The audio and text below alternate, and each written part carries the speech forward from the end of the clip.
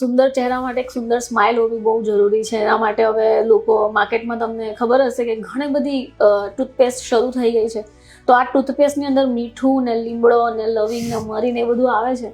તો એ જે પેસ્ટ તમે વાપરો છો એ પેસ્ટ તમારા ટીથ માટે કંઈક સુટેબલ છે કે પછી પ્રોપેગેન્ડા જ કંઈક અલગ ચાલે છે? મારે ક્લિનિકમાં પેશન્ટ આવે તો એ પૂછે કે અમે તો પહેલા લીમડાનું પેલો દાંતન કરતા હતા કે બબૂલનું દાંતન કરતા, એનાથી બી દાંત તો ક્લીન જ રહેતા હતા. અમે વડીલોને જોયા છે કે 80-90 વર્ષ સુધી એમના દાંતમાં કંઈ પ્રોબ્લેમ નહીં આવી.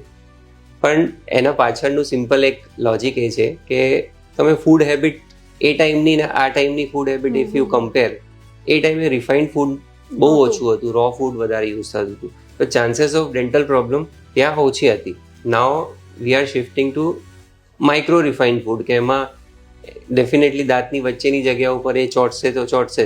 હવે તમે એ લીમડાથી ક્લીન કરવાની ટ્રાય કરશો તો એ નહીં થશે.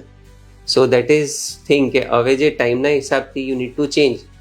સિમ્પલ જે પેસ્ટ છે દેટ ઇઝ ગુડ ફોર, તમને કંઈ પ્રોબ્લેમ હોય તો એના માટે મેડિકેટેડ પેસ્ટ જુદા આવે છે. But so many paste are there in market, so we don't recommend કે તમે બધા ટ્રાય કરો. જે સિમ્પલ જે રૂટીન પેસ્ટ છે that is good for all. Also available on YouTube, Spotify, Amazon Music and Apple Music.